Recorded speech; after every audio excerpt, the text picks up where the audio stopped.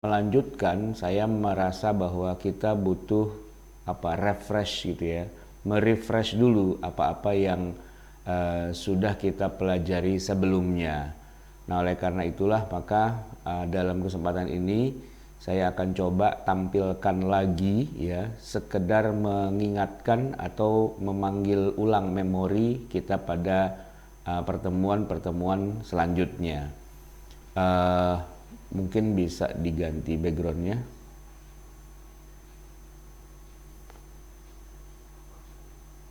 Oke, pada pertemuan sebelumnya kita sudah bicara tentang kewajiban, mengapa kita wajib mempelajari atau katakanlah mendalami fikih mawaris ya. Ada beberapa hal yang terkait dengan hal itu, dan kemudian kita juga sudah mempelajari kemarin pada bulan yang lalu tentang apa saja penyimpangan-penyimpangan yang terjadi, 10 penyimpangan yang ada di tengah umat Islam ya. Ini backgroundnya belum muncul ya?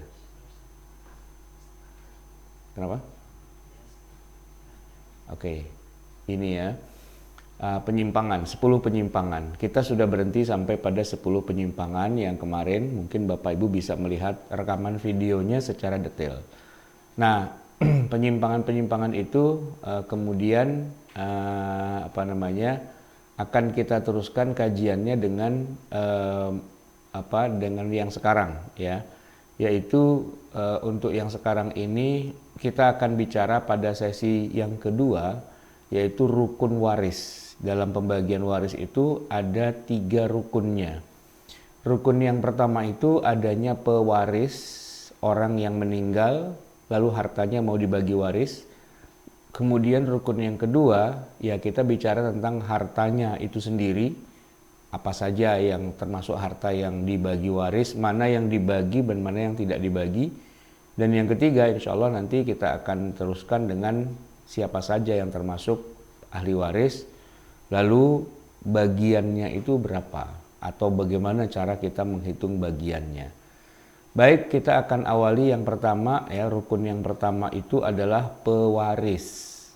Pewaris. Siapa itu pewaris? Pewaris itu adalah pengertiannya ya, orang yang wafat.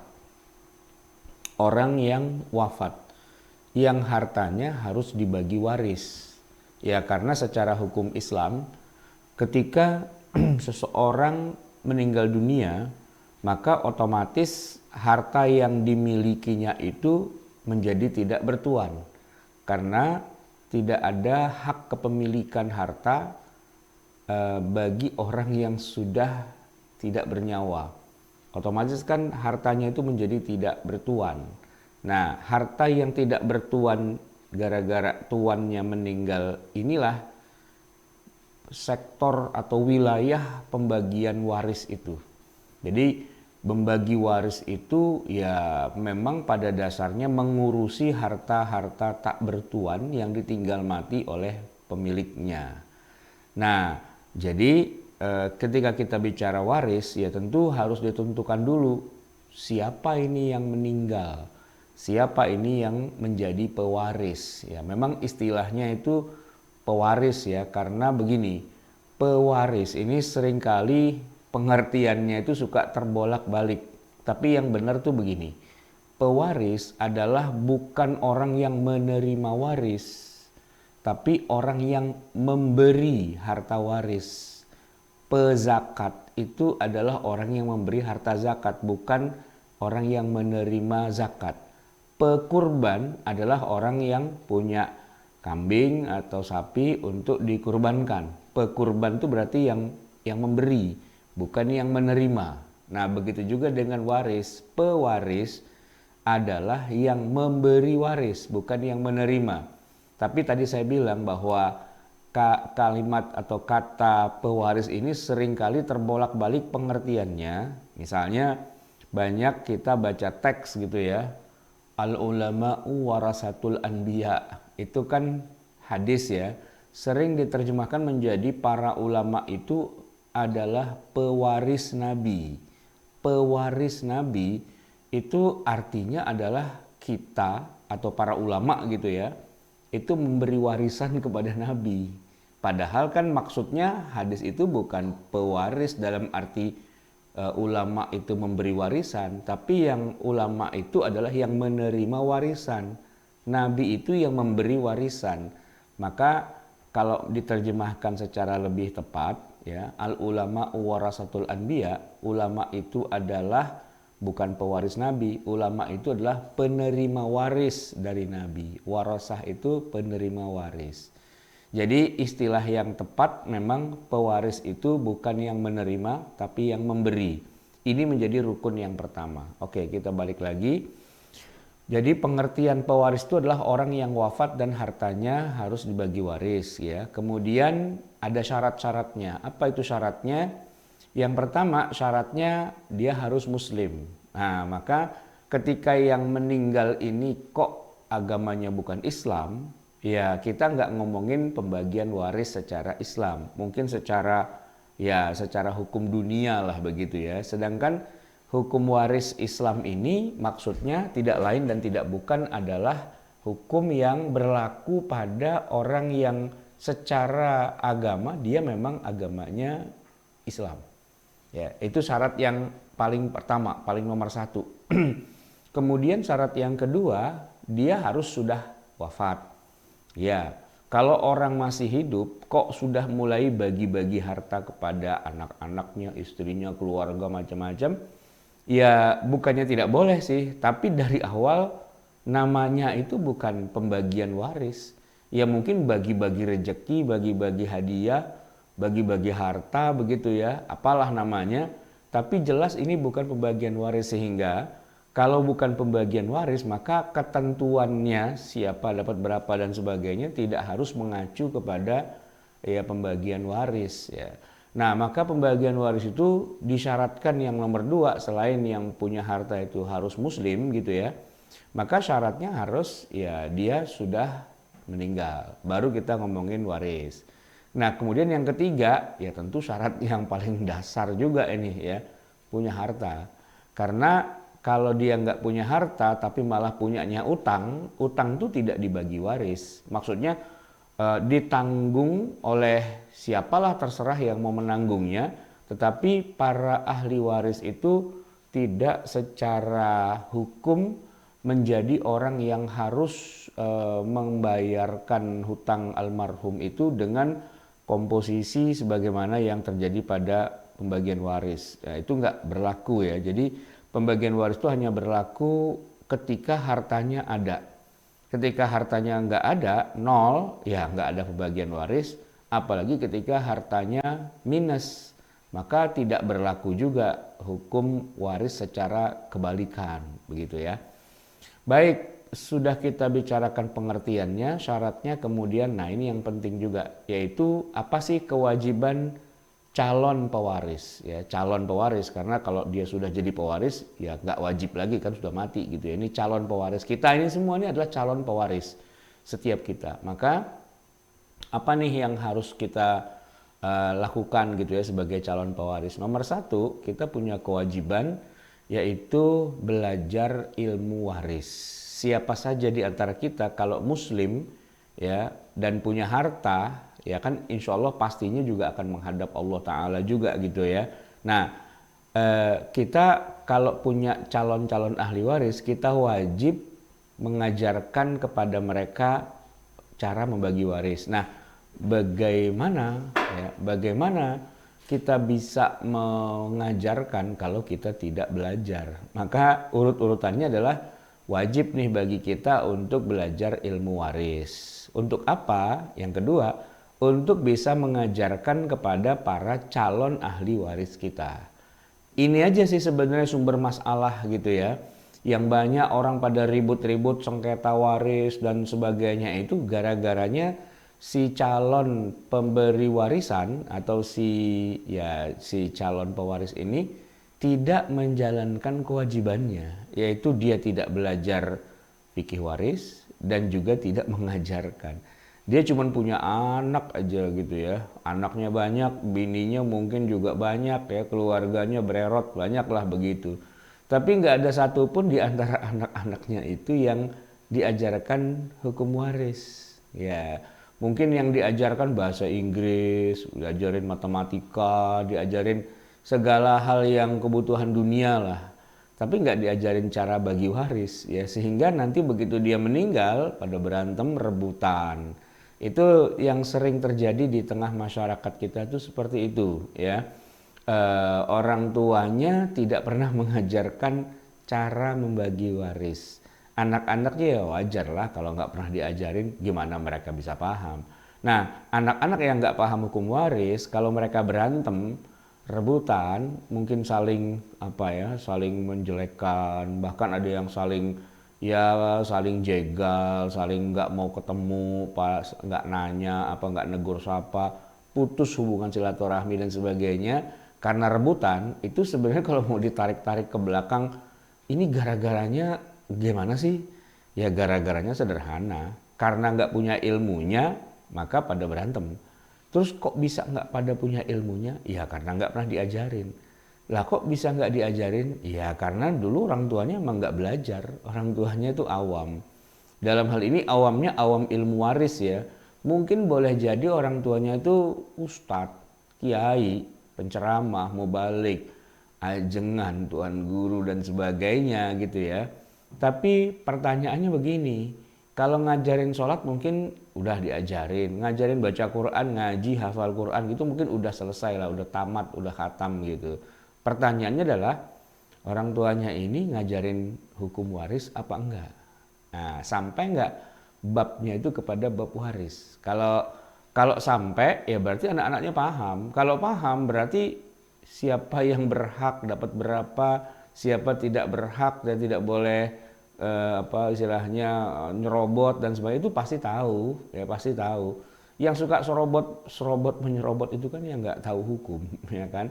Ya pokoknya siapa cepat dia dapat. Nah begitu, itu karena nggak tahu hukum, nggak tahu ilmunya. Berarti balik lagi nih ya ke kewajiban, yaitu mengajarkan kepada ahli waris ilmu waris. Nah, gimana kalau nggak ngerti atau orang tuanya ini tidak paham ilmu waris? Ya salah satu caranya ya anak-anaknya dikursusin, ya, dikasih pelatihan begitu, undang ahlinya, undang yang ngerti hukum waris, kemudian anak-anaknya disuruh belajar. Lalu untuk mengetahui apa sudah pintar apa belum ya dikasih tes, dikasih soal waris tuh coba dikerjain itu ya.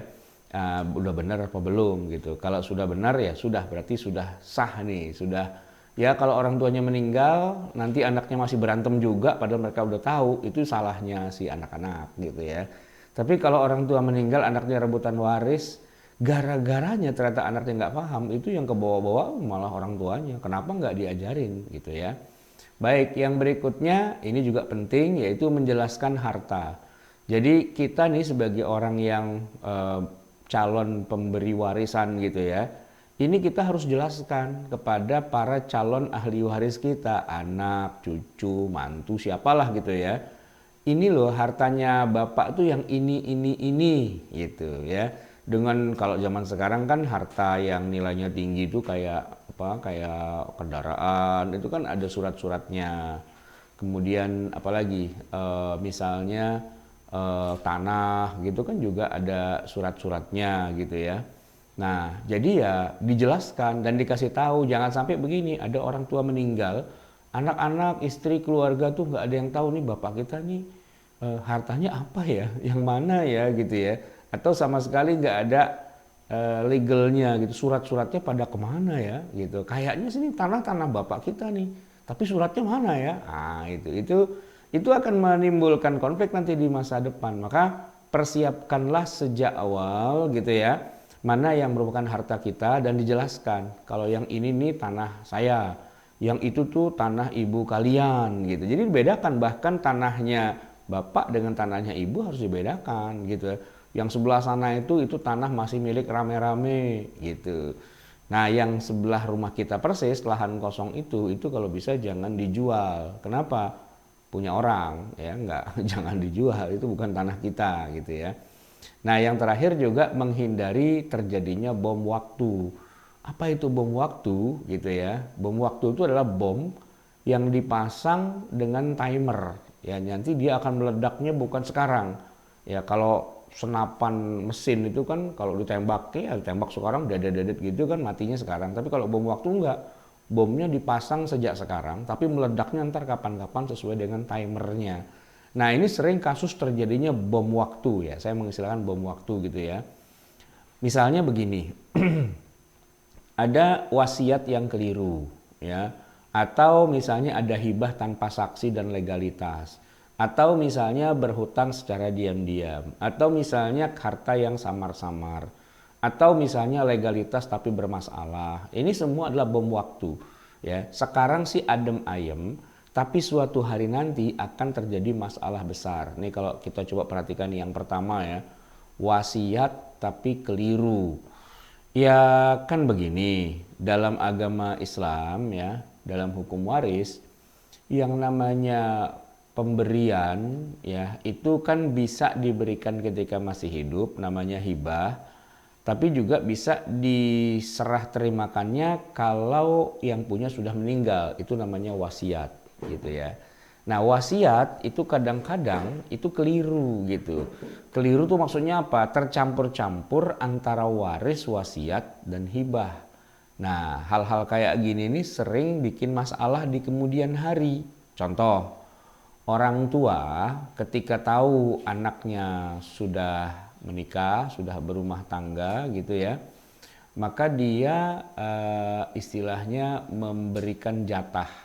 Memberi jatah itu maksudnya mencoba memberikan rumah lah gitu kepada anaknya yang sudah menikah. Anaknya sudah menikah. Nah, kemudian anak yang sudah menikah itu ya dikasih rumah gitu ya, tapi akadnya tuh nggak jelas ya. Akadnya nggak jelas. Apakah ini adalah pemberian dalam arti hibah ataukah ini cuma dipinjamkan gitu ya? Itu nggak jelas. Nah, ketidakjelasan itu akan jadi bom waktu suatu hari nanti, ya.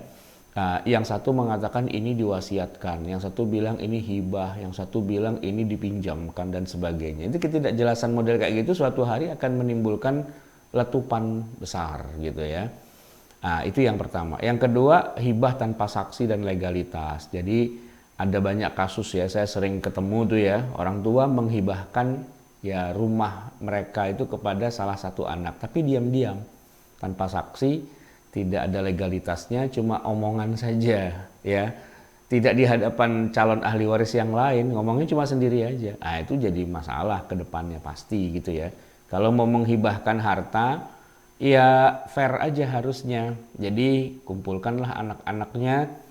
Ayo semua kumpul malam ini, Bapak mau menghibahkan rumah ini kepada si kamu misalnya gitu kan.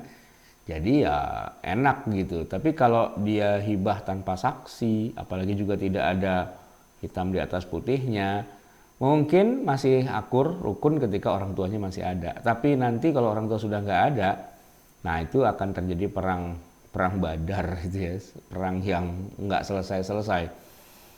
Atau yang ketiga, berhutang diam-diam. Ini juga kejadian ya. Saya menuliskan 5 poin ini sebagai contoh yang sering saya ketemukan sih ya di tengah lapangan. Ada orang tua bisnis gitu ya, kerjasama dengan banyak pihak, ya pinjem duit lah ceritanya buat modal gitu ya. Nah, tetapi diam-diam, artinya keluarganya semua tuh nggak tahu, dia gadaikan saja, bukan gadaikan, dia jaminkan atau dia agunkan rumah, surat tanah, apa itu dia agunkan gitu. Begitu dia meninggal, ya ternyata semua yang tadi dijaminkan itu disita. Ya, jadi ya sekeluarga itu alih-alih terima warisan, yang ada mereka harus hengkang angkat kaki dari rumah mereka tercinta itu diam-diam. Itu juga menyakitkan ya, itu bom waktu juga. Atau ada harta yang samar-samar. Samar-samar tuh sebenarnya ini harta udah jadi milik penuh atau belum sih gitu ya. Kalau bila cicilan udah lunas atau belum sih?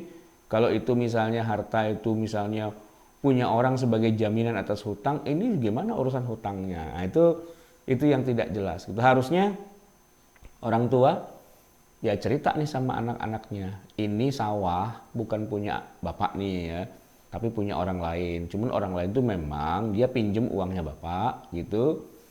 Nah, jaminannya sawah ini. Nah, itu harus dijelaskan dari A sampai Z-nya sehingga jelas duduk perkaranya. Sehingga nanti anak-anaknya, ahli warisnya itu tidak meraba-raba. Ini tanah siapa ya? Bagaimana statusnya dan sebagainya. Ini jangan sampai ditinggalkan dalam kegelapan lah begitu. Atau ya jangan sampai yang nomor 5, legalitas yang bermasalah. Baik, itu bicara tentang pewaris ya. Sekarang kita bicara yang kedua, yaitu rukun kedua itu adalah harta warisan. Baik, harta yang dibagi waris itu tidak semata-mata sekedar harta, ada syaratnya untuk bisa dibagi waris. Yang pertama syaratnya pastinya adalah harta yang halal dan tidak sengketa. Ini kok kurang kurang turun ya, sebentar. Harta yang halal dan tidak sengketa. Karena kalau harta yang haram itu tidak boleh diwariskan. Jangankan diwariskan, dimiliki saja tidak boleh. Ya kan harta haram, hasil nilep, hasil nimpe, ya kan, hasil nodong, hasil dari istilahnya hal-hal yang nggak bener lah gitu ya. Apa itu dari sogokan gitu misalnya, macam-macam. Nah itu harta-harta yang halal itu syaratnya menjadi syarat juga ya, selain untuk diwariskan juga syarat untuk dimiliki. Maka harta yang tidak dimiliki secara sah itu juga tidak sah juga untuk diwariskan. Dan yang lebih penting lagi adalah bukan harta yang sengketa. Ini biasanya sih tanah lah ya. Karena tanah tuh kebanyakan tanah sengketa, disengketakan oleh 2, 3, 4, 5 pihak begitu. Nah, ini kalau kita mau bagi waris ya tentu jangan sampai tanah yang statusnya masih sengketa itu kemudian sudah dibagi waris. Jadi harus dipastikan dulu tanah itu tidak ada yang memperebutkan gitu ya. Kemudian syarat yang lain dari harta itu harus sudah dimiliki sejak masih hidup. Dimiliki selagi hidup. Jadi harta itu memang betul-betul milik si almarhum dan almarhum sudah memiliki harta itu sejak masih hidupnya. Nah, dengan pengertian ini atau dengan syarat yang satu ini, maka kita bisa menjawab pertanyaan bagaimana misalnya kalau ada santunan kematian. Nih ya, santunan kematian. Ada orang meninggal dunia dan banyak yang pada datang takziah atau layat gitu ya. Itu kan biasanya suka ada kotak tuh, kotak ya apa namanya, uang duka cita atau uang takziah atau apalah gitu ya. Kalau di beberapa tempat tuh saya perhatikan ada kayak baskom gitu ya, ditutupi taplak meja, tapi di dalamnya itu dikasih beras gitu. Tahu nggak kenapa beras itu? Karena kalau uang logam itu masukin nggak bunyi kelontang gitu, tapi jatuhnya mendarat dengan lunak di atas beras itu, dikasih peredam. Ya itu kalau zaman dulu saya lihat kayak gitu. Nah uang itu adalah uang, sebutlah uang duka cita atau santunan kematian. Ini kan kalau orang yang terkenal atau orang yang ya istilahnya banyak tamunya lah gitu kan bisa jadi memang banyak tuh duitnya itu. Nah ini kira-kira masuk nggak dalam harta yang dibagi waris? Ya jawabannya kita tanya dulu. Apakah harta ini harta yang sudah almarhum miliki sejak masih hidup? Nah itu pertanyaannya. Kalau sudah dimiliki sejak masih hidup ya itu dibagi waris. Tapi kalau harta itu ketika masih hidup belum ada. Ya orang kan nyumbang itu ketika dengar berita kematian. Udah mati, wah nyumbang kan gitu. Berarti ini bukan hartanya almarhum. Karena orang kalau sudah meninggal kan tidak punya harta. Mungkin almarhum menjadi penyebab. Ya mengendorse lah gitu istilahnya ya kan. Karena kematiannya orang pada nyumbang. Tapi secara status uang yang terkumpul itu pastinya bukan milik almarhum. Nah, terus jadi milik siapa? Ya pastinya milik keluarga. Ya milik keluarga itu berarti bukan milik almarhum. Nah kalau milik keluarga silahkan dibagi-bagi atau katakanlah penggunaannya ya ditentukanlah oleh keluarga. Apa mau dibagi-bagi gitu ya. Dan kalaupun dibagi-bagi tidak harus dengan cara waris. Karena memang dari awal statusnya bukan harta warisan. Santunan kematian atau misalnya pensiun kematian, kan ada dari kantor ya tempat dia bekerja, oh meninggal ada santunan nih diberikan sekian sekian sekian. Nah ini bantuan ini bukan harta milik almarhum kan, tapi diberikan kepada jandanya, istrinya gitu misalnya, atau siapa ya, ya sering disebut dengan istilah ahli waris gitu ya. Tapi ini bukan harta waris gitu. Santunan kepada para ahli waris dan bukan harta waris. Karena bedain ya antara santunan kepada para ahli waris gitu dengan haknya ahli waris dari almarhum. Itu dua hal yang berbeda. Kemudian asuransi kematian juga sama lah kasusnya ya. Begini, ada asuransi ini ada dua macam sih sebenarnya. Ada asuransi yang sifatnya tabungan, ya. Tapi ada yang sifatnya premi. Itu dua hal yang perlu kita bedakan ya. Kalau tabungan tuh berarti almarhum punya duit lalu nabung tiap bulan gitu misalnya. Nah itu memang hartanya almarhum. Sehingga kalau almarhum meninggal terus diklaim itu bisa ditarik itu tabungannya. Kalau tabungan ya itu memang hartanya almarhum. Tapi asuransi itu kadang-kadang bukan tabungan. Betul-betul dia bayar premi. Begitu dia bayar premi ya kan, katakanlah selama sekian tahun gitu ya, terus dia meninggal dapat santunan gitu ya. Nah itu bukti bahwa santunan itu bukan milik almarhum adalah jumlah premi yang dia setorkan ya dengan klaim asuransi kematian yang dia terima itu tidak sama, tidak sama ya. Kalau tabungan pasti sama ya, punya tabungan deposito, punya tabungan di bank atau saham atau apa itu memang milik almarhum gitu ya. Tapi kalau ketika masa hidupnya almarhum rajin bayar premi itu berarti duitnya hilang gitu loh. Cuma nanti kalau dia meninggal dia dapat santunan, nah itu bukan duitnya dia. Ya, maksudnya bukan uang yang dia simpan itu bukan gitu sebenarnya. Tapi ini memang adalah pemberian hak klaim gitu ya dari perusahaan asuransi kepada keluarganya almarhum. Maka dalam apa ya, dalam klausulnya itu ditulis nanti kalau si almarhum ini meninggal, yang terima klaim asuransinya adalah siapa itu udah disebutin. Makanya klaim asuransi itu bukan bagian dari pembagian waris gitu ya. Oke, berikutnya lagi syarat harta ya. Syaratnya harta itu jangan tercampur dengan milik orang lain, di mana orang lain itu punya hak di dalam hartanya itu ya, itu harus dipisah dulu. Dan memisahnya itu kadang-kadang agak sulit karena seringkali harta itu bercampur antara punya suami dengan punya istri. Ini klasik banget ya, harta suami, harta istri. Jadi misalnya ini kan sering terjadi ya, rumah tangga di Indonesia itu kan rata-rata biasanya dibangun berdua. Jadi kalau mereka punya aset, entah itu rumah, tanah, kendaraan, itu ya nggak pernah tuh dipilah, ini tanahnya ayah, ini rumahnya ibu, ini mobilnya ayah, ini motornya ibu, tuh hampir nggak pernah. Ya bahkan kadang-kadang ya campur-campur gitulah ya. Inilah yang kemudian nanti akan menjadi biang keladi kenapa harus ada istilah harta gonogini gitu ya.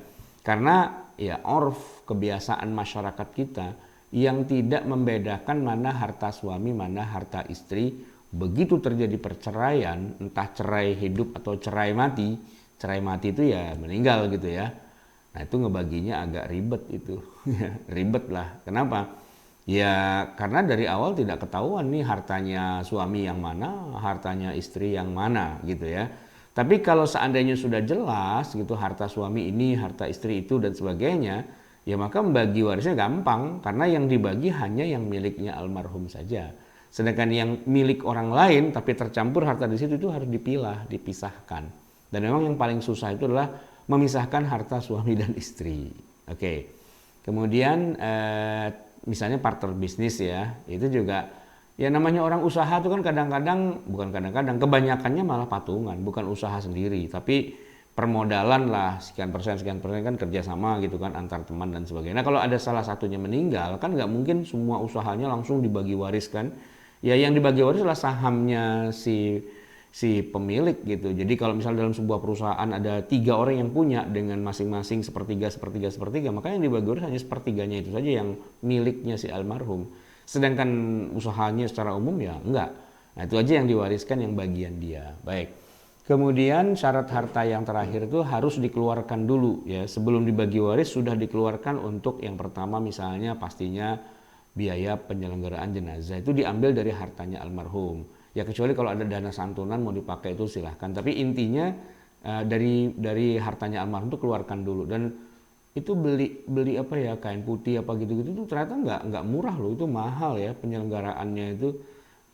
bisa sampai 500.000 itu. Saya pernah bikin sebuah pelatihan pengurusan jenazah, terus sama instrukturnya saya disuruh beli, siapin alat-alatnya, saya beli itu di daerah mana, pasar Jembatan Merah, Pulau Menteng Pulo. Nah, itu ternyata mahal juga ya, dengan segala bumbu-bumbu racikannya gitu istilahnya. Itu baru kain kafan. Belum ngomongin lahan kuburan, belum ngomongin biaya antar jenazah apa gitu macam-macam, itu banyak juga, itu diambil dari harta almarhum. Kemudian hutang, ya tentu ini pasti kalau almarhum punya hutang selama hidupnya, bayar dulu, tutup dulu hutangnya, baru dibagi waris gitu ya. Kemudian kalau almarhum mungkin dulu punya wasiat, pernah nazar, pernah apa dan sebagainya, ya itu harus dikeluarkan juga. Intinya itu dulu. Setelah itu semua selesai, baru kemudian nanti harta itu bisa dibagi waris gitu ya.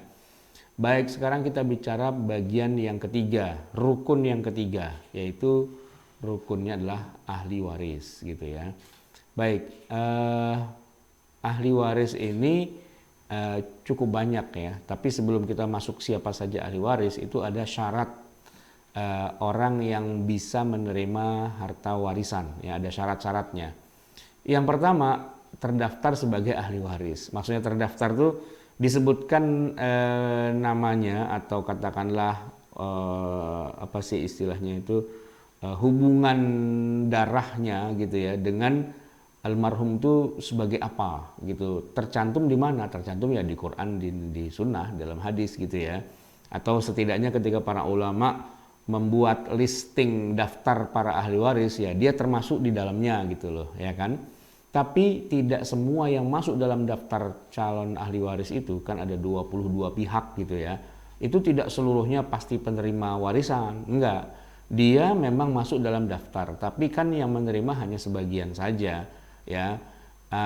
Ada syaratnya, yaitu apa? Dia masih hidup pada saat pewarisnya wafat.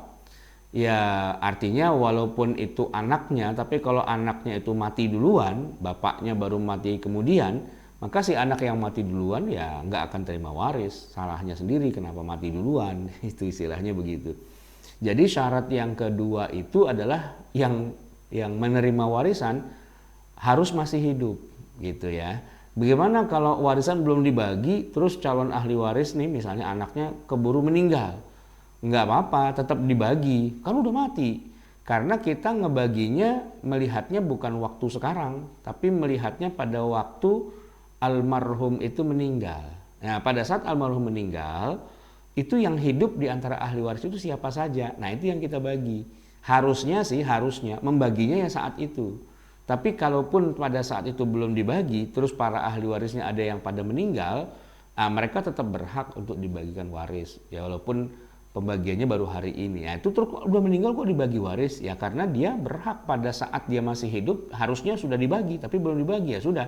Berarti mana bagiannya kita kasih, tapi karena orang yang meninggal, berarti saat itu juga langsung kita hitungin lagi, dia kan pasti punya ahli waris berikutnya. Nah, ahli waris berikutnya itu siapa saja? Berarti kita membagi warisnya 2 kali. Pokoknya begini, pembagian waris itu ya harus kasus by kasus. Maksudnya ada yang meninggal dibagi waris. Tapi kalau kemudian nanti ada di antara ahli warisnya yang sudah meninggal juga, ya berarti kita bagi waris lagi. Kalau kita bagi waris lagi, sesuai dengan jumlah yang meninggal. Misalnya dalam satu cerita pembagian waris itu dari kakeknya, ya kemudian anak-anaknya apa tuh, ternyata kalau dilihat di zaman sekarang pas mau dibagi, itu yang meninggal udah banyak itu. Ada 10 orang gitu misalnya. Ya berarti kita bikin 10 kasus gitu, 10 kasus. Diawali dengan kasus yang paling awal. Kakek yang paling awal tuh meninggal. Pada saat kakek awal meninggal tuh yang masih hidup siapa saat itu? Nah, itu dibagi sesuai dengan jumlah mereka. Terus nanti masing-masing kan memang sudah meninggal ya. Nah, itu kan pasti punya ahli waris lagi ya. Kita bagi lagi sesuai dengan jatahnya masing-masing. Syaratnya adalah pewarisnya itu harus masih hidup ketika almarhumnya meninggal. Itu syarat yang kedua. Nah, syarat yang ketiga, tidak gugur haknya. Emang bisa gugur? Bisa. Dengan cara apa? Bisa saja misalnya nih ya, ahli warisnya kafir, beda agama ya. Almarhum yang punya harta meninggal, agamanya Islam. Anaknya ada 5, 3 kafir, ya sudah. Berarti yang dapat warisan cuma 2, yang 3 kagak dapat. Kenapa? Bukan Islam, gugur dia kewajibannya, gugur haknya gitu ya, kafir. Atau membunuh calon ahli warisnya sendiri. bapaknya miliuner, anaknya udah gatel pengen dapat warisan, tapi bapaknya nggak mati-mati, akhirnya bapaknya dicekek mati kan gitu. Nah itu dia malah gugur haknya dari menerima warisan gitu. Atau kalau di zaman dulu ya kasusnya adalah budak, ya tuannya meninggal, budaknya nggak dapat apa-apa. Suaminya meninggal, istrinya yang budak, nah itu nggak dapat apa-apa karena budaknya. Kalau istri mungkin dapat 1/8, tapi kalau budak statusnya dia nggak dapat warisan gitu ya.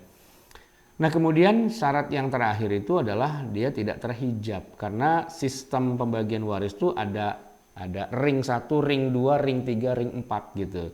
Nah kalau masih ada orang di ring 1, ring 2-nya nggak dapat, apalagi ring 3, ring 4. Jadi habis dulu nih di ring 1 baru pindah ke ring 2. Baru kalau ring 2 nggak ada, baru ring 3, ring 4 gitu, ada jenjangnya, ada level-levelnya begitu kan. Oleh karena itulah maka syaratnya adalah orang yang mau menerima waris ini adalah orang yang tidak terhijab gitu. Saya kasih contoh ring tuh begini ya. Almarhum punya anak dan anaknya ini punya anak lagi, cucu berarti kan.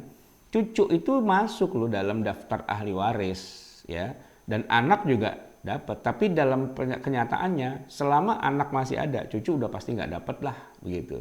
Kecuali anaknya udah nggak ada, baru cucu gitu kan. Nah itu kan ada ring-ring seperti itu. Nah cucu itu maksudnya terhijab ya, tertutup haknya gara-gara ada orang di atasnya di ring 1 itu, bapaknya atau pamannya atau siapalah begitu. Itu syarat untuk bisa menerima warisan. Oke. Nah lalu siapa saja sih para ahli waris itu? Nah ini dia nih. Karena jumlahnya banyak gitu ya, ada 22 pihak gitu ya, maka agak sulit untuk membuat petanya gitu, apalagi pakai istilah-istilah bahasa Arab gitu kan.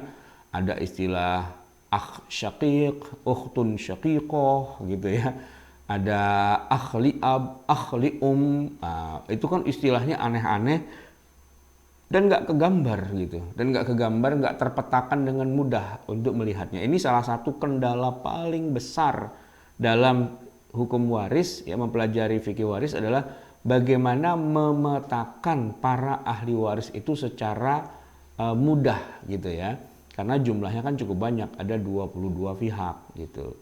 Nah oleh karena itulah karena dulu saya pernah mengalami kesulitan juga dalam membagi memetakan para ahli waris. Nah saya coba bikin petanya pelan-pelan gitu ya, dibuat struktur keluarga.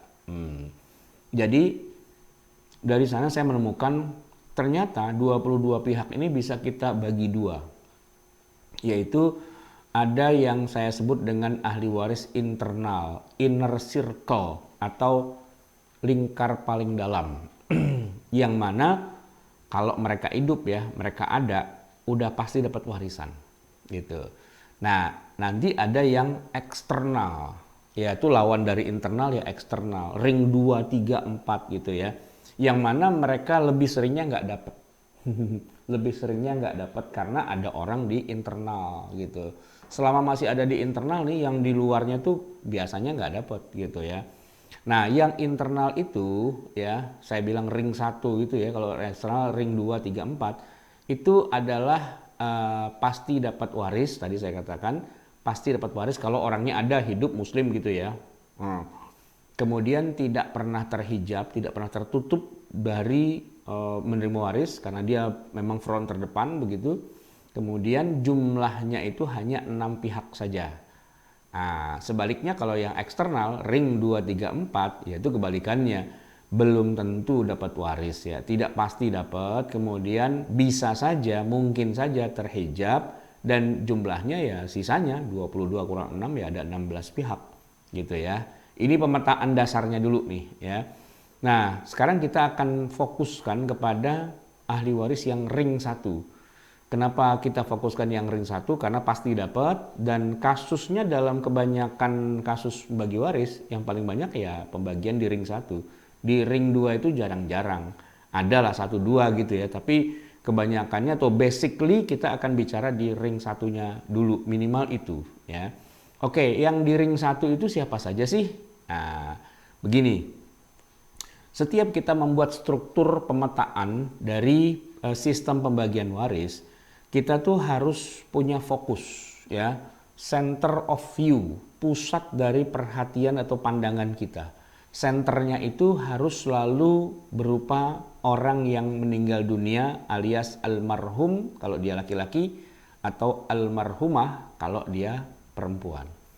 Jangan panggil dia ayah, jangan panggil dia ibu, jangan panggil dia kakek, jangan panggil dia nenek. Panggil atau sebutlah dia almarhum. Nah, gitu. Atau kalau perempuan almarhumah.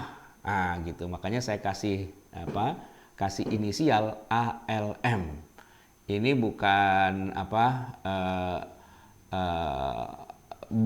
bisa jadi dia seorang ayah, bisa jadi dia seorang ibu, bisa jadi dia seorang kakek, bisa jadi seorang nenek, tapi bisa juga dia seorang anak, bahkan bisa jadi dia seorang cucu. Nah, kita nggak nyebut dia kakek, bapak, ibu, anak, cucu, itu enggak. Kita sebut dia almarhum. Mah kalau perempuan. Nah, gitu kan.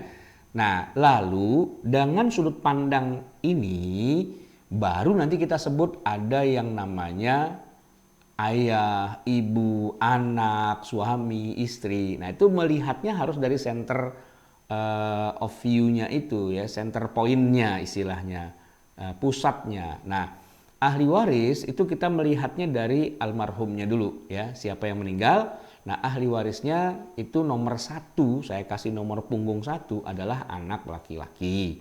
Ya, anak laki-laki. Kemudian yang nomor 2 adalah anak perempuan. Sama-sama anak sih ya, tapi kenapa dipisahkan? Karena haknya berbeda. Oke. Kemudian siapa lagi ahli waris? Ya, pasangan hidupnya. Yaitu bisa suami atau bisa istri, tergantung almarhumnya ini laki atau perempuan. Kalau almarhumnya laki-laki ya berarti yang ahli waris adalah istrinya gitu kan. Kalau almarhumah perempuan, yang ahli waris adalah suaminya, kan begitu ya. Itu nomor 34 gitu. Kemudian yang nomor 56 ke atas yaitu ayahnya dan ibunya. Ini aja, cuma 6 ini aja. Ahli waris internal, inner circle atau ring 1 ya. Anak laki-laki, anak perempuan, istri atau suami, kemudian ayah dan ibu. 6 orang ini. Dan kasus yang banyak terjadi atau apapun kasusnya pasti basicnya dari sini dulu ya. Akan dicek dulu ada nggak nih salah satu dari 6 pihak ini. Itu yang disebut dengan ahli waris internal. Nah, sekarang untuk lebih menggambarkan secara lebih luas, karena jumlah ahli waris itu banyak, ada 22 pihak gitu ya. Maka ini yang internal ini mau saya masukkan ke dalam struktur yang lebih besar. Jadi sebentar, ini saya loncatin dulu. Nah, ini yang tadi ya, struktur yang internal. Coba kita lihat. Di bawah itu ada anak laki-laki, kemudian anak perempuan, kemudian ada suami, ada istri, ada ayah, ada ibu gitu ya. Ini yang internal. Sekarang kita akan masuk ke yang eksternal. Berarti lebih luas lagi ya. Yang tadi gambarnya kita ciutkan. Oke, ini gambar kita ciutkan dan kemudian kita kita perluas bidang pandangnya. Siapa lagi? Nah, kita masuk ke dari ayah dulu ya. Almarhum punya ayah, ayahnya itu punya ayah lagi. Nah, itu kan berarti kalau dilihat dari sudut pandang almarhum itu jadi kakek, gitu kan. Nah, cuman kakeknya ini adalah orang sudah ring yang berikutnya. Artinya si kakek nggak akan dapat waris kalau si ayah masih ada, gitu kira-kira. Kalau ayahnya sudah nggak ada, mungkin si kakek bisa dapat, ya. Kemudian yang berikutnya lagi ya si ayahnya ini punya ibu juga ya, ibu. Jadi neneknya almarhum dari jalur bapaknya. Nah, itu mereka ahli waris juga. Berikutnya lagi siapa? Oh, almarhum tuh ke samping punya saudara. Saudaranya ada 4 macam. Ada saudara yang seayah seibu. Kalau dia laki-laki disebut syakik. Dan ada juga saudari ya, perempuan, seayah seibu disebut ukhtun syaqiqah. Tapi bisa juga punya saudara yang hanya seayah saja. Makanya garisnya dari ayah saja, kemudian turun ke bawah ya. ada saudara laki-laki seayah akhli ab, dan juga bisa juga punya saudari perempuan seayah saja, lium gitu ya, atau ukhtun lium ya, saudari seayah saja. Oke, dari sini ya, kemudian masih nambah lagi nih ya. Kalau kita lihat dari almarhum, kemudian nambahnya kemana? Oh, ternyata saudara laki-laki yang seayah gitu ya, itu kalau masih punya anak lagi laki-laki itu juga ahli waris, dan juga yang seayah seibu ya. Kemudian saudara yang seayah saja itu kalau punya anak laki-lakinya pun juga termasuk ahli waris juga. Wah, ini berarti layernya udah yang ketiga nih, udah ring yang ketiga mereka ini, ya kan? Baik, apa sudah selesai? Belum, masih ada lagi, ya. Nah, tadi itu almarhum punya ayah gitu kan, ayahnya itu ternyata punya saudara. Saudara yang sekandung, ya paman, laki-laki nih ya, paman, teman paman itu dari saudaranya ayah, yang mana dengan ayah itu saudaraannya seayah seibu, puyeng kan tuh ya. Nah, termasuk juga nanti bisa juga ayahnya almarhum tuh masih punya saudara, tapi kesaudaraannya cuma seayah saja, tidak seibu. Dan masing-masingnya itu bisa punya anak laki-laki yang juga menjadi ahli waris. Ini jatuhnya adalah sepupu ya. Kalau kepada almarhum tuh jadi sepupu. Wah, makin banyak itu berarti kan. Terus ditambah lagi nanti kita lihat ke bawah ya. Almarhum kan tadi punya anak laki-laki. Dari jalur anak laki-laki itu kalau punya anak lagi, itu namanya cucu ya, itu juga ahli waris, bisa laki bisa perempuan. Tapi kalau dari jalur anak perempuannya almarhum itu tidak ada jalur menjadi ahli waris. Sudah selesai? Belum, masih ada. Sekarang kita lihat dari almarhum ke ibunya. Nah, ibunya almarhum tadi kan sudah kita sebutkan di awal tuh, nomor punggungnya 6 gitu ya. Itu kalau masih punya ibu lagi, maka ibunya almarhum, ibunya almarhum, itu juga ahli waris gitu ya, nomor 21. Dan kemudian ibunya almarhum kalau punya saudara atau saudari perempuan gitu ya, nah itu juga ahli waris juga. Jadi total ada 23. Banyak ini ya. Tapi itu tadi tidak seluruhnya menerima waris, tapi terdaftar sebagai ahli waris. Tapi bisa jadi dia pemain turun ke lapangan, bisa jadi dia cuma cadangan.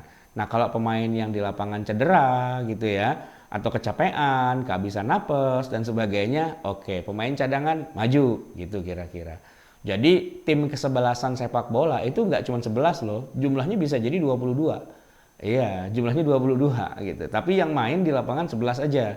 Ya, nanti kalau kipernya cedera, kejedot tiang misalnya, benjol dan sebagainya, ya udah ada kiper cadangan gitu ya. Nah, maka ahli waris itu adalah ahli waris yang in charge gitu ya, dia langsung ada di lapangan, tapi kebanyakannya sisanya ada 16 itu pemain cadangan.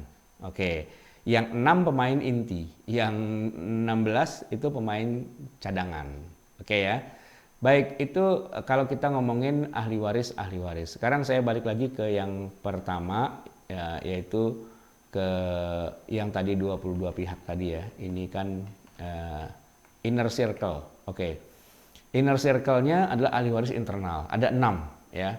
Kita akan bedah satu persatu ya dari ke-6 orang ini, karena ini yang sering terjadi. Saya akan mulai dari pasangan hidup. Pasangan hidup yaitu istri ya. Kalau almarhum meninggal dunia, istrinya itu dapat apa atau dapat berapa atau bagaimana pembagiannya. Begini. Kita lihat ya, ini kan istri itu ada nomor punggungnya itu nomor 4 gitu, ya kan? Atau nomor 3, ya oke. Istri itu ya, itu adalah ahli waris. Tetapi berapa warisan yang dia terima itu ada 2 kemungkinan. Bisa jadi dia dapat 1/4, bisa jadi dia dapat 1/8. Ini angka pecahan ini nih dari mana ketemunya? Ya sebagaimana disebutkan di dalam Al-Qur'anul Karim ya. Ada ayat yang menyebutkan istri dapat 1/4, atau dalam kondisi yang lain bisa dapatnya 1/8 gitu ya. Nah, angka ini ada di Quran, lalu mewakili atau maksudnya apa ini kalau disebut dengan 1/4 itu? Maksudnya begini, istri dapat 1/4, maksudnya hartanya almarhum itu dari 100% istri itu berhak menerima warisan yaitu seperempatnya. Kalau hartanya almarhum itu misalnya 4 miliar, maka istrinya dapat 1 miliar. Itu kalau seperempat. Kalau seperdelapan, ya berarti dapat berhak seperdelapan dari total hartanya suami itu. Misalnya gampangnya suaminya punya harta 8 miliar gitu kan, maka si istri itu dapat seperdelapan. Gitu maksudnya. Jadi seperempat, seperdelapan itu adalah bilangan pecahan yang ditetapkan dalam Quran dan Sunnah untuk menunjukkan jumlah haknya dia dari 100% harta almarhum. Baik. Nah, syaratnya apa? Kok bisa dapat seperempat atau seperdelapan? Kapan gitu ya? Dapat seperempat, kapan dapat seperdelapan? Ya itu tadi, ketika almarhum tidak punya salah satu dari anak laki-laki atau salah satu dari anak perempuan, atau apa namanya yang nomor 3 cucu laki-laki atau cucu perempuan. Salah satu aja gitu ya. Nah, kebalikannya istri dapat seperdelapan kalau almarhum punya salah satu dari anak laki-laki atau anak perempuan, cucu laki, cucu perempuan gitu ya. Oke, itu yang hak istri. Kemudian kalau kita balik menjadi suami gitu ya. Nah, itu kebalikannya ya. Kalau suami itu haknya ya seperempat dengan setengah gitu. Jadi misalnya nih yang meninggal, tentu saja yang meninggal istrinya, maka suaminya itu kalau nggak dapat seperempat, dapatnya setengah. Seperempat tuh gede loh. Kalau istrinya punya harta 4M, ya berarti suaminya dapat 1M. Dan juga kalau istrinya dan kalau setengah, berarti kalau misalnya istrinya punya 4M, maka suami itu mewarisi 2M. Ya, setengahnya itu berarti gede banget gitu. Kalau seperempat berarti separuhnya. Seperdelapan lebih lagi separuhnya lagi kan gitu ya. Jadi kalau angka pecahan itu makin makin setengah seperempat itu penyebutnya makin besar, nah itu nilainya malah makin besar gitu ya. Oke, terus kita bicara anak. Jadi begini, ini kasus ya, almarhum punya istri ya, dan kemudian dari istrinya itu punya anak ya, sebutlah anak laki-laki gitu ya. Maka anak laki-laki ini adalah ahli waris. Kemudian bisa jadi kasusnya nanti ada anak nomor 2, ada anak nomor 3. Pokoknya mereka bertiga itu ya, itu anaknya almarhum ya. Nah, ada kasus di mana almarhum itu sebutlah misalnya istrinya itu kemudian bercerai gitu ya. Nah, walaupun istri bercerai, maka istri itu sudah bukan jadi istrinya, tapi kalau anak-anak mah tetap sebagai anak langsung gitu ya. Kemudian nanti almarhum menikah lagi. Nah, menikah lagi berarti dengan istri yang kedua nih, gitu kan. Kebetulan istri yang kedua juga sudah punya anak juga dari suaminya. Nah, anaknya ya tentu kan jadi anak tiri itu ya. Nah, dalam hal ini anak tiri itu bukan ahli waris. Why? Kenapa? Iya, karena bukan anaknya, itu anak orang gitu ya. Walaupun secara hukum itu adalah anaknya, istilahnya son kalau dalam bahasa Inggrisnya itu in-law gitu ya, secara hukum. Nah, tetapi kalau dengan istri barunya lahir anak baru gitu ya, anak lagi. Nah, ini kan hasil dari hubungan benihnya dia sendiri. Nah, itu termasuk anak. Jadi harus dibedakan ya, mana anak kandung dan mana anak tiri gitu ya. Nah, tidak peduli dari istri yang mana saja, bisa jadi dari istri pertama itu anak, bisa juga dari istri kedua yang anaknya dia sendiri, yaitu berarti anak juga, dan begitulah seterusnya. Pokoknya anak itu tidak dibedakan dari ibu yang mana, semuanya adalah anak gitu. Tapi kalau ibunya yang bawa anak dari sebelum pernikahannya, ya itu bukan anaknya dia gitu ya. Oke. Nah, ini ahli waris eksternal tadi sudah ya. Saya akan pindah ke bagian yang bukan ahli waris ya, untuk memastikan siapa yang ahli waris dan siapa yang bukan. Begini, pertama yang bukan ahli waris itu bisa kita masukkan dari kalangan keluarga internal. Dia keluarga tapi dia bukan ahli waris. Atau juga yang bukan keluarga tapi sering kali orang agak ragu nih ahli waris atau bukan ya. Nah, itu saya akan bagi. Kalau yang dari keluarga misalnya ada cucu dari jalur anak perempuan itu bukan ahli waris ya, atau contoh lain misalnya paman atau bibi dari jalur ibu itu juga bukan ahli waris. Nanti saya akan buatkan petanya, ini daftarnya dulu. Kemudian keponakan juga nggak semuanya ahli waris. Kalau yang bukan keluarga tuh sering tapi jadi masalah itu ya adalah keluarga tiri, yang tiri-tiri lah begitu kan, atau keluarga angkat gitu, yang angkat-angkat gitu. Kemudian mantan ya, dulu pernah jadi suaminya, dulu pernah jadi istrinya tapi sekarang sudah mantan gitu ya. Nah, atau mertua, menantu itu bukan, itu keluarga tapi bukan ahli waris. Kemudian juga saudara ipar itu ya. Nah, ini kita coba buatkan masukkan dalam peta ya. Contohnya adalah cucu ya kan, pertama tadi adalah cucu anak perempuan. Oke. Cucu yang bukan ahli waris kayak gimana sih pembagiannya? Gini. Misalnya nih ya, almarhum punya anak laki-laki ya, kemudian almarhum juga punya anak perempuan. Nah, cucu itu hanya yang dari jalur anak laki. Ya, cucu laki-laki atau cucu perempuan, tapi dari jalur anak laki-laki. Sedangkan kalau almarhum punya anak perempuan, lalu anak perempuannya punya anak lagi, emang cucu sih. Tapi bukan ahli waris. Kenapa? Iya, karena ketentuan dalam hal ini cucu itu hanya yang dari jalur anak laki-laki. Dari jalur anak perempuan, walaupun statusnya sama-sama cucu, tapi dalam hukum waris itu bukan ahli waris. Jadi nggak dapat warisan. Nah, yang sering konyol kan begini, sama-sama cucu berantem perang. Woi, itu punya kakek gua, gitu. Emang, gitu. Nah, itu berantem, ternyata ketahuan ini cucu yang sok nguasain lahan milik kakek mereka. Ternyata dia cucu dari jalur anak perempuan. Ya nggak dapet lah, gitu kan. Cuman karena nggak belajar ilmunya, dia merasa kan cucu tuh ahli waris. Oh, saya cucu yang bener nih, cucu yang halal. Iya sih, tapi jalurnya ternyata dia dari jalur anak perempuan, ya nggak bisa. Nah, di situ yang sering terjadi konflik karena nggak bisa membedakan mana cucu yang ahli waris dan cucu yang bukan ahli waris. Ini penting banget loh ini pelajaran kayak gini, biar nggak semua cucu merasa kepedean, wah saya dapat warisan. Jadi ini kejadiannya pada saya dulu. Saya dulu kan belum belajar kayak gini gitu ya. Ibu saya itu bersaudara 6 orang perempuan semua, nggak ada anak lakinya.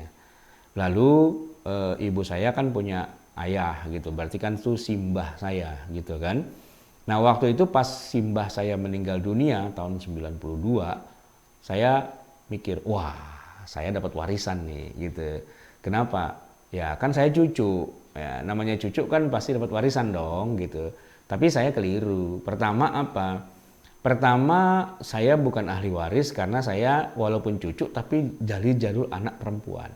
Nah kita ini sesama cucu semua itu pada ribut gitu kan. Gua segini, gua segini, gua segini. Ternyata salah semua. Kenapa?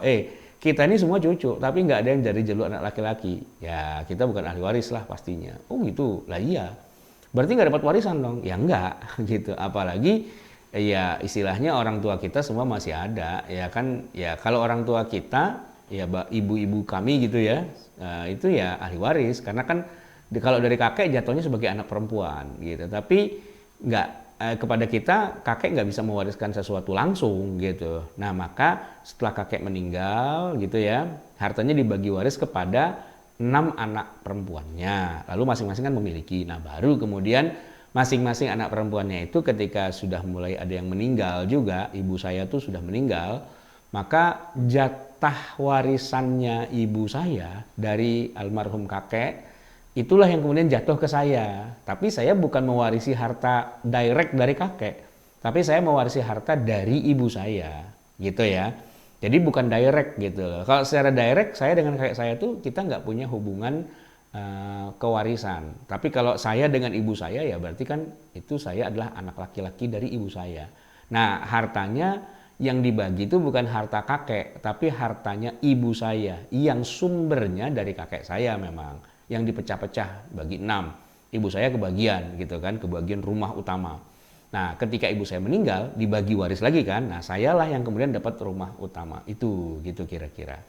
Oke, itu cucu yang bukan ahli waris. Kemudian paman bibi yang bukan ahli waris. Misalnya nih, almarhum punya ayah ya. Kemudian almarhum punya ibu gitu kan. Nah, kalau paman itu kan ahli waris. Tapi kalau bibi itu bukan ahli waris ya. Begitu juga paman tapi dari jalur ibu itu bukan ahli waris, apalagi bibi dari jalur ibu ya udah bukan ahli waris lah pastinya. Jadi yang ahli waris itu cuma paman saja. Paman di sini maksudnya saudaranya ayah yang laki-laki. Oke. Kalau saudarinya ayah yang perempuan, tante gitu, walaupun dari jalur ayah itu bukan ahli waris. Padahal dia masih satu keluarga loh. Kita manggilnya paman, bibi gitu ya, om, tante gitu ya. Oke, itu contoh yang lain ya. Contoh berikutnya lagi keponakan yang bukan ahli waris. Coba perhatikan tuh di tengah-tengah itu ya. ALM, almarhum ya. Almarhum ini punya saudara kanan kiri ya banyak. Nah, masing-masing saudara itu pada punya anak gitu kan. Nah, itu coba perhatikan, yang jadi ahli warisnya almarhum itu cuman dari jalur saudara laki-laki saja, di mana saudara laki-lakinya itu ada dua macam, ada saudara laki-laki seayah seibu atau ada saudara laki-laki seayah saja. Nah, saudara-saudara laki-laki inilah kalau punya anak laki-laki itu yang jadi ahli waris. Sedangkan kalau dari jalur yang berbeda, nah itu enggak. Ponakan kalau perempuan udah pasti enggak. Ponakan biarpun laki tapi dari jalur saudari perempuan udah pasti bukan ahli waris. Ini harus dipahami nih karena seringkali perang Badar itu sebabnya ini gitu. Sesama ponakan rebutan harta milik almarhum atau almarhumah, tapi dia lupa posisinya bahwa dia tuh enggak masuk dalam jalur ahli waris sebenarnya. Karena dari jalur saudari perempuan. Atau dianya karena dia adalah perempuan gitu ya. Ponakan sih tapi perempuan itu nggak dapat. Ponakan itu yang dapat cuma gini, ponakannya itu laki dan kepada almarhum jalurnya dari bapaknya gitu. Oke, berikutnya tadi kita ngomongin yang bukan ahli waris dari jalur keluarga. Sekarang yang dari bukan jalur keluarga ya. Dari awal memang bukan keluarga dan memang udah pasti nggak dapat waris ya. Misalnya yang pakai tiri ya, anak tiri ya, apalagi ibu tiri, ayah tiri, atau saudara lain ayah lain ibu ya, itu juga bukan ahli waris gitu ya. Pokoknya yang tiri-tiri atau yang pakai angkat-angkat ya kan. Nah, ini kan bukan keluarga karena apa? Anak angkat, ayah angkat, ibu angkat, pokoknya angkat-angkat lah ya, angkat barbel, saudara angkat, itu semua bukan ahli waris karena memang bukan keluarga dari awal. Kemudian yang pakai istilah mantan-mantan ya, mantan suami, mantan istri, itu kalau sudah bukan suaminya, sudah bukan istrinya ya sudah nggak bisa lagi itu ya. Kemudian apalagi mertua, menantu, itu tidak ada hubungan waris mewarisi ya antara mertua dan menantu. Yang mewaris itu antara ayah kepada anaknya atau ibu kepada anaknya. Tapi kalau menantu kepada mertuanya itu tidak saling mewarisi. Dan yang terakhir saudara ipar itu juga nggak saling mewarisi. Oke. Baik, yang tidak berpengaruh, ini tidak berpengaruh dalam hal jatahnya ya, ini perlu juga diketahui. Misalnya, ini ada saudara nih ya, anak misalnya begini, orang tua almarhum meninggal, anaknya ada tiga laki semua, itu ya nggak dipengaruhi berapa nilainya, semua sama. Maksudnya sama-sama jatahnya, misalnya anaknya 3, hartanya 3 miliar. Ya udah, 3 miliar bagi 3 sama rata. Masing-masing semiliar, tidak dipengaruhi oleh masalah usia. Anak pertama mungkin sudah gede, anak ketiga itu baru lahir, itu sama jatahnya, ya. Atau anak pertama sudah menikah, anak ketiga belum gitu. Itu jatahnya sama, dapatnya. Tidak dipengaruhi udah bekerja atau belum, ya, tidak dipengaruhi apakah serumah apa tinggalnya tidak serumah gitu. Apakah dicintai atau tidak dicintai gitu, atau orangnya kaya apa enggak, atau termasuk juga dia punya jasa besar apa enggak pada almarhum, itu semua tidak ada pengaruhnya gitu ya, tidak ada pengaruhnya, semua dibikin flat sama, pokoknya dia anak berarti flat segitu ya. Oke. Kemudian nah ini yang terakhir ya, kita bicara masalah hijab. Hijab itu apa? Tadi kan sudah saya katakan, pengertian hijab itu adalah secara bahasa itu artinya penghalang. Tapi kalau secara istilah dalam ilmu fikih waris, itu maksudnya adalah terhalangnya ahli waris karena adanya ahli waris yang lain. Ya, terhalang. Ini contohnya begini nih. Anak menghijab cucu. Almarhum punya anak laki-laki, lalu anak laki-lakinya itu punya lagi anak laki-laki. Pada saat almarhumnya meninggal dunia gitu ya, maka yang dapat warisan hanya anak, cucu nggak dapat karena cucu terhijab oleh anak, kan begitu ya. Tapi, nah kalau hijabnya hilang, misalnya anaknya itu meninggal, gitu kan, meninggal. Nah berarti kan cucu tuh langsung berhadapan dengan kakek. Nah maka cucu menerima waris pada saat itu kalau hijabnya sudah tidak ada. Tapi kalau masih ada bapaknya di sini, ya cucunya terhijab, itu istilahnya begitu. Oke, itu kasus pertama. Sekarang kita masuk kasus yang kedua. Contoh lebih konflik lebih rumit ya, lebih complicated ya. Almarhum punya 2 orang anak laki-laki, anak pertama dan anak kedua. Lalu masing-masing anak ini juga punya anak lagi ya, berarti cucu dari anak pertama dan cucu dari anak kedua. Oke. Nah, pada saat seperti ini kalau almarhum meninggal, maka ahli warisnya pasti anak laki-laki 1 dan anak laki-laki 2. Cucu-cucu nggak dapat gitu ya. Nah, sekarang ceritanya begini, anak laki-laki pertama tuh anak laki-laki yang kedua itu meninggal dunia. Nah, kalau posisi kayak gini, seandainya nanti almarhum meninggal, siapakah ahli warisnya? Ahli warisnya adalah cuma anak laki-laki 1. Sedangkan cucu dari jalur yang kanan itu, yang jalur yang yang bapaknya meninggal, itu tetap tidak dapat waris. Tidak dapat waris. Sebagaimana cucu yang juga dari yang bapaknya masih hidup. Pokoknya semua nggak dapat. Kenapa?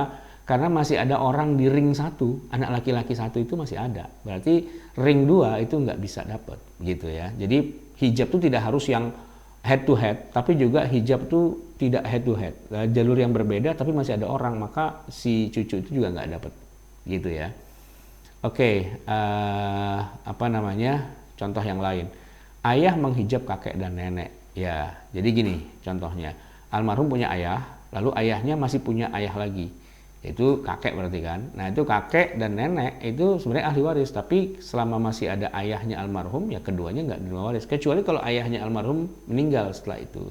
Kemudian almarhumnya meninggal, baru kakeknya tuh ya dapatlah ya jalur pewarisan karena hijabnya sudah terbuka. Oke, tergambar ya kira-kira ya. Nah, ini saya percepat aja. Ini kayaknya hanya untuk pelatihan lah ya. Nah, begini. Ini adalah struktur diagram waris ya. Di mana ini sebagai contoh anak laki-lakinya almarhum itu bisa menghijab 13 pihak ya. Misalnya ini kan ada nih yang saya nyalahin, saya matiin, ini adalah posisi anaknya almarhum nih ya. Almarhum punya anak laki-laki. Kalau almarhum punya anak laki-laki, apa yang terjadi? Anak laki-laki ini akan menggugurkan banyak pihak, menghijab banyak pihak. Ya, pertama yang hilang itu adalah ini, saudara-saudaranya almarhum ya, yang seayah seibu atau yang seayah saja itu rontok, terhijab maksudnya. Nah, otomatis ya anak-anaknya atau sepupunya juga rontok juga, terhijab juga gitu ya.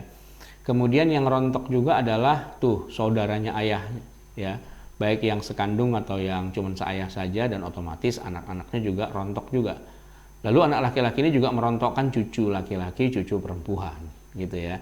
Jadi ada banyak tuh yang dirontokkan oleh keberadaan anak laki-laki, menghijab banyak pihak gitu. Oleh karena itu kalau dalam pembagian waris ya, itu pertanyaan pertama itu adalah begini, almarhum punya anak laki-laki nggak? Punya. Wah udah, berarti banyak tuh yang kita buang. Dalam arti nggak usah kita pikirin, otomatis dia sudah terhijab, kita tinggal mikirin yang lain. Oke. Itu kalau yang anak laki-laki menghijab ya. Kemudian oh iya, dia juga masih menghijab banyak. Nah, kemudian ayah ya. Almarhum punya ayah dan dia bisa menghijab banyak orang. Ini almarhum, ini ayahnya ya, yang saya ketip-ketipin ini almarhum punya ayah. Itu kalau ada ayah, maka ayah juga banyak menggugurkan banyak ahli waris yang lain. Nah, itu semua pada rontok itu gara-gara ada ayah ya. Nah, gitu. Termasuk ayah itu juga menghijab saudari dari ibunya almarhum gitu. Jadi ini konsep hijab itu seperti itu.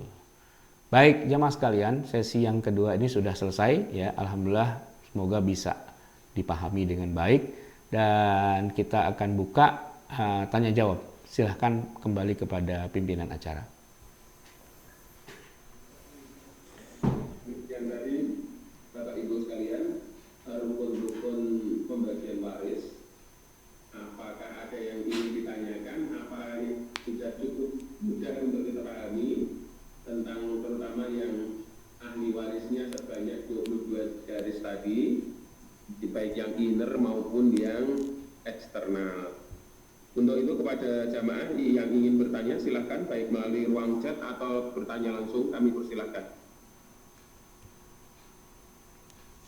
Silakan. Assalamualaikum Ustaz. Waalaikumsalam warahmatullahi wabarakatuh. Ini Ustaz, yang mau saya tanyakan begini. Saya punya Pak D, dan beliau tidak punya anak Ustaz. Ketika Pak D saya meninggal, Bapak saya itu masih hidup. Nah, pada saat Pak D saya masih hidup, Pak D saya itu mengangkat anak angkat.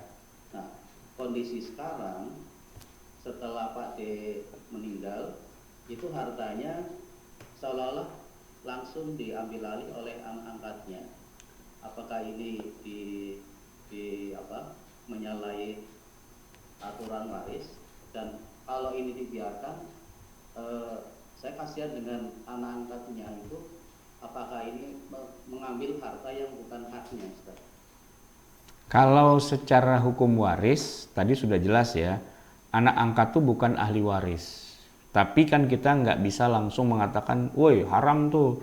Karena boleh jadi diwasiatkan oleh almarhum ketika masih hidup. Saya wasiatkan ini kepada kamu gitu ya, walaupun wasiat tuh batasnya 1/3 maksimal. Atau boleh jadi bukan diwasiatkan tapi malah dihibahkan semuanya, malah bebas gitu kan. Nah kita nggak tahu tuh ya, kita nggak tahu apakah ini diwasiatkan ataukah dihibahkan gitu.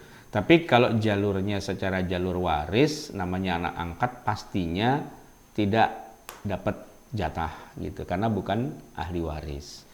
Ya ini yang juga sering terjadi masalah. Kenapa? Karena almarhum tuh mungkin tidak mendeklarasikan ya, kalaupun nanti meninggal nih harta kemana gitu misalnya, dia nggak bilang begitu dan nggak ngasih tahu yang lain. Makanya sebelum meninggal sih bagusnya ya cerita-cerita itu penting, ada yang namanya wasiat itu kan begitu. Sebelum meninggal intaraka khairan al-wasiyah, sebelum dia meninggal tuh sebaiknya dia bikin wasiat gitu. Biar nanti orang yang berikutnya jadi nggak ribut gitu ya. Oke.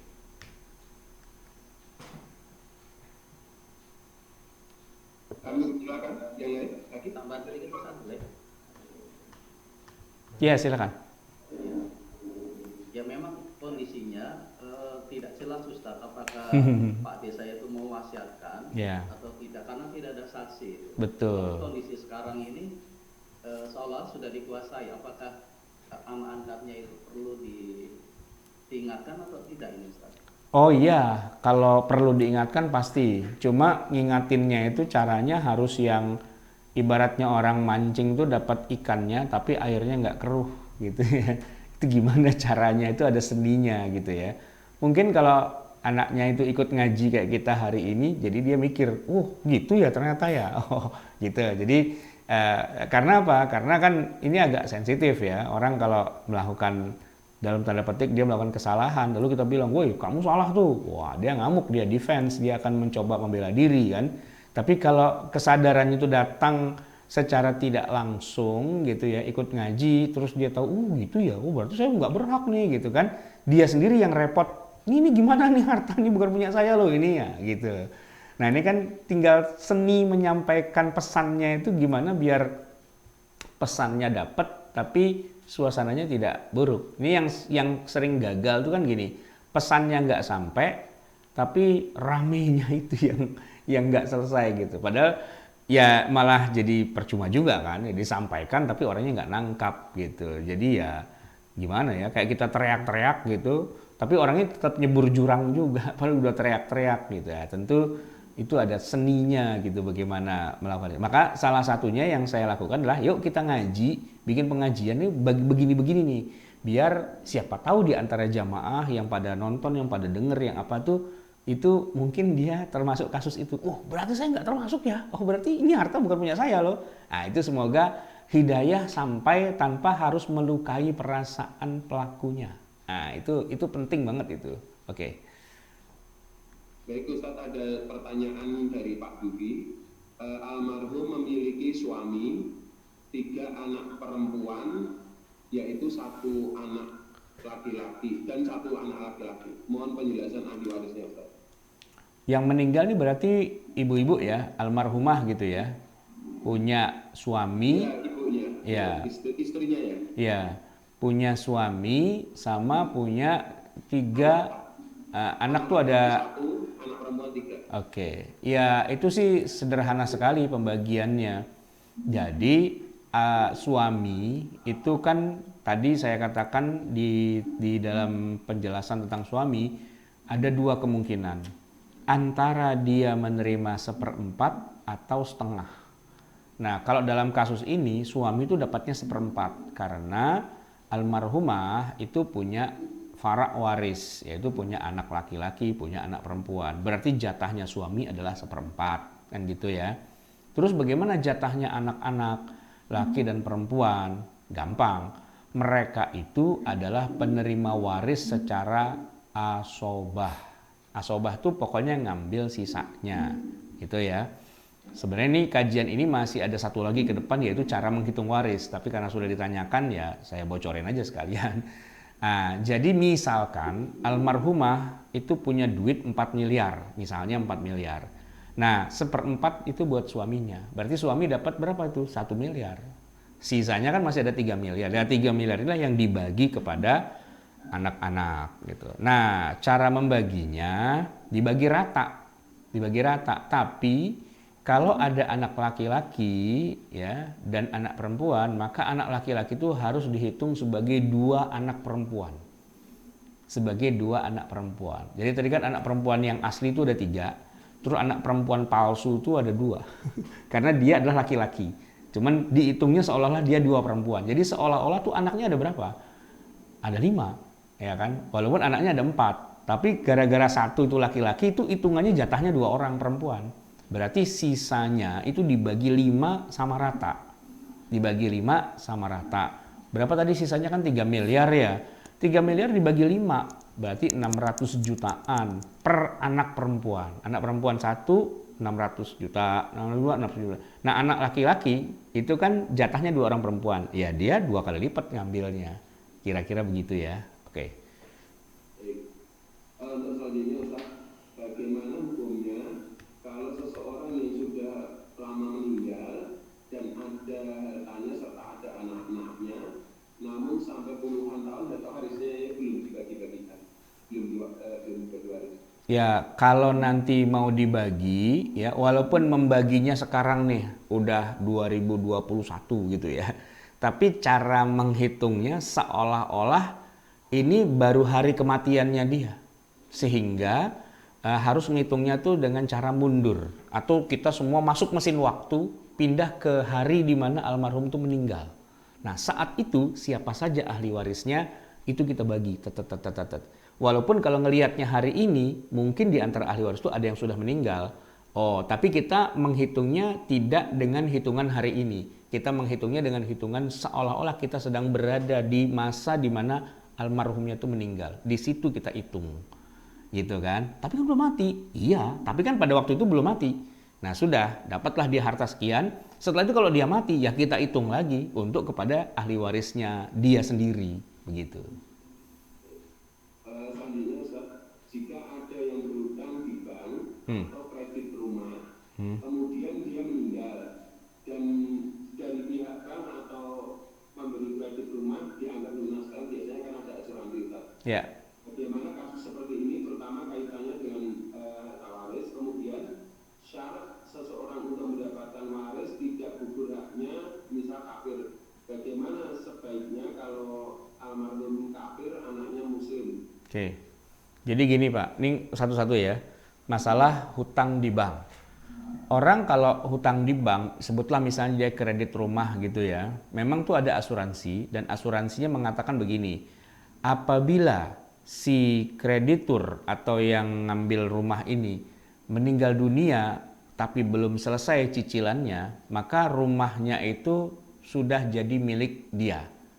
Ya kan? Dianggap lunas gitu. Dianggap lunas kan berarti ya jual beli rumahnya udah sah gitu kan. Tapi pertanyaannya begini. Kan orangnya mati. Terus yang pemiliknya apa sih yang mati ini atau diwariskan kepada yang hidup? Istilahnya tuh diwariskan gitu ya. Ya tentu diwariskan kepada yang hidup. Siapa? Nah kan gitu. Ya di situ ada ketentuan. Kalau dia mati, ahli warisnya adalah siapa? Misalnya istrinya atau anaknya atau siapa. Itu tertuang tuh dalam perjanjian itu. Ya kredit rumah, kredit mobil, kredit apa tuh ada tertuang siapa. Biasanya sih istrinya. Nah, karena spesifik istrinya gitu ya, dan menggunakan istilah waris, sebenarnya ini bukan waris secara hukum syariah nih, tapi pemindahan kepemilikan kepada orang tertentu yang, karena kalau misalnya begini, orang yang kredit rumah itu dia nggak punya istri, duda gitu misalnya, dan nggak punya anak. Itu akan ditanya, Pak, Bapak kalau kenapa-napa ini nanti kepada siapa nih? Oh, pada ponakan saya. Tulislah nama ponakan, ada KTP-nya segala macam kan? Benar dia meninggal. Ya berarti rumah itu jadi milik keponakan. Apakah itu hukum waris? Bukan.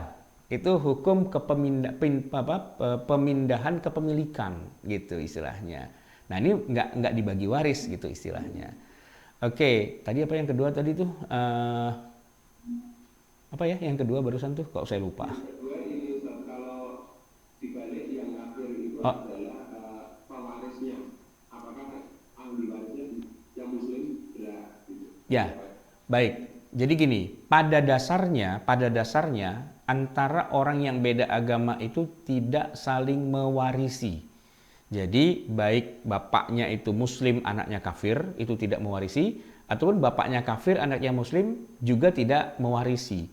La yarithul muslimul kafira walal kafirul muslima. Gitu pada dasarnya. Tetapi ada sebagian ulama, enggak seluruhnya, sebagian ulama yang berpandangan, oh, al-islamu ya'lu, keislaman itu lebih tinggi gitu ya. Sehingga kalau pewarisnya bapaknya kafir, anaknya Islam, tetap dapat gitu. Tetap dapat. Tapi kalau yang bapaknya yang muslim, anaknya yang kafir, maka anaknya enggak dapat. Itu sebagian ulama bilang begitu. Walaupun agak sulitnya begini. Lah, kalau bapaknya kafir, terus anaknya muslim nih, katakanlah ini keluarga non muslim, satu anaknya itu mu'alaf, masuk Islam. Ini kira-kira keluarga itu mau nggak bagi waris sesuai dengan hukum Islam? Kan nggak mau, gitu kan? Nggak mau. Walaupun anaknya muslim gitu kan, terus anaknya muslim bilang, woi saya dapat ya dapat, tapi mungkin jatahnya nggak sebagaimana ketentuan dalam syariat Islam kan, gitu ya. Nah jadi memang walaupun ada sebagian ulama mengatakan bisa dapat warisan dari almarhum yang kafir, tapi dalam implementasinya ya nggak semudah yang dibayangkan. Jangankan yang kafir, yang muslim pun kadang-kadang baginya nggak sesuai dengan syariah, apalagi yang kafir kan gitu ya. Baik, ada lagi? Jika almarhumah memiliki suami, anak perempuan, anak laki-laki, apakah saudara kandung laki-laki dan saudara kandung perempuannya termasuk ahli waris?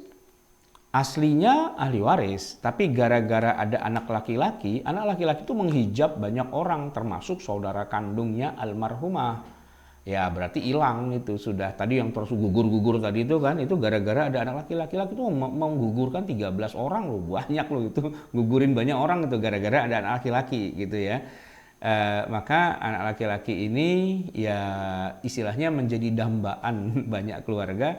Wah bayinya lahir laki-laki, alhamdulillah. Kenapa? Warisan nggak kemana-mana karena larinya ke anak laki-laki semua. Tapi begitu keluarga itu anaknya perempuan semua, nggak ada anak laki-lakinya, wah ini agak terancam nih. Kenapa? Karena anak perempuan itu tidak akan menghabisi semua harta orang tuanya, cuma 2/3 kan. Nah sisanya 1/3 itu bisa jadi lari kemana-mana itu. Oke. Yang terakhir Ustaz, bagaimana apabila ada kesalahan dalam hitung waris, apakah harus dihitung ulang? Iya.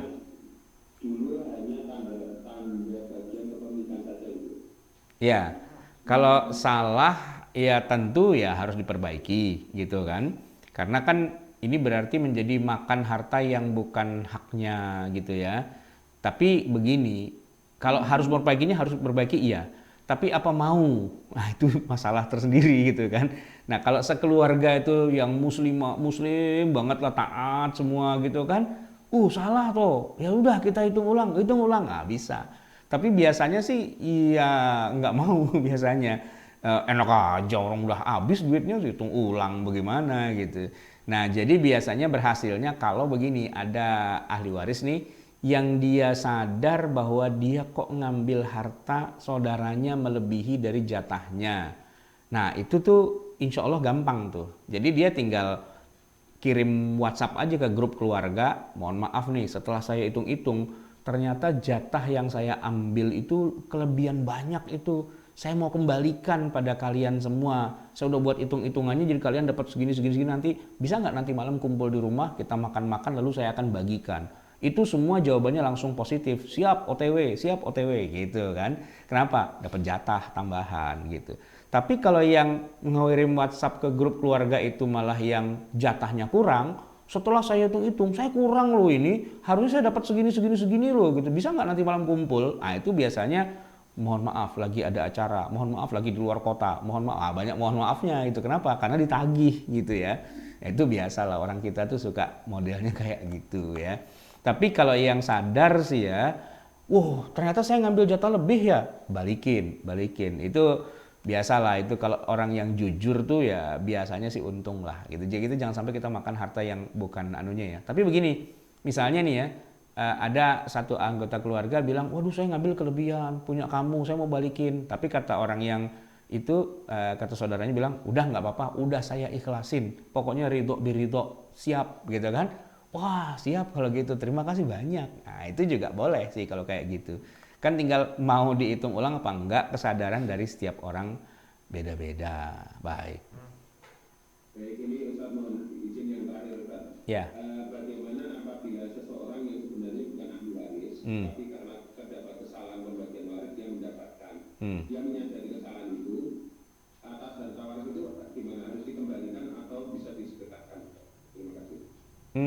Ya jadi kayak semacam menemukan barang tercecer ya, atau luqotoh gitu ya.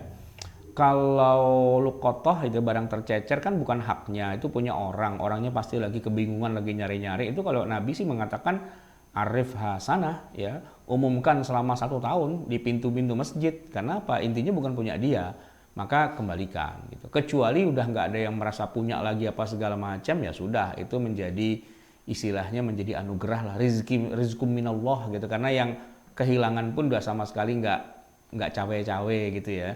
Tapi kalau dalam pembagian waris sih insya Allah pada cawe-cawe. Maka caranya ya dikembalikan, bukan disedekahkan ya. Kita tuh nggak boleh loh nemu dompet di jalan, wah dompet, langsung sedekahin tuh nggak boleh. Nggak, itu haram malah gitu. Bersedekah dengan harta temuan itu nggak boleh. Ya harta temuan ini pasti ada yang punya, pasti di sebelah mana gitu ada orang yang lagi nangis-nangis kehilangan dompetnya. Nah tugas kita tuh mengembalikan gitu, bukan malah menyedekahkan gitu ya. Maka kembalikan kepada yang punya. Yang punya siapa? Ya para ahli waris. Tinggal di WhatsApp. Sorry nih bro gitu ya. Saya mau balikin duit nih. Ternyata saya tuh bukan ahli waris. Ternyata ini duitnya banyak loh, 2 miliar nih. Kumpul deh, bisa nggak? Bisa. Sekarang juga bisa.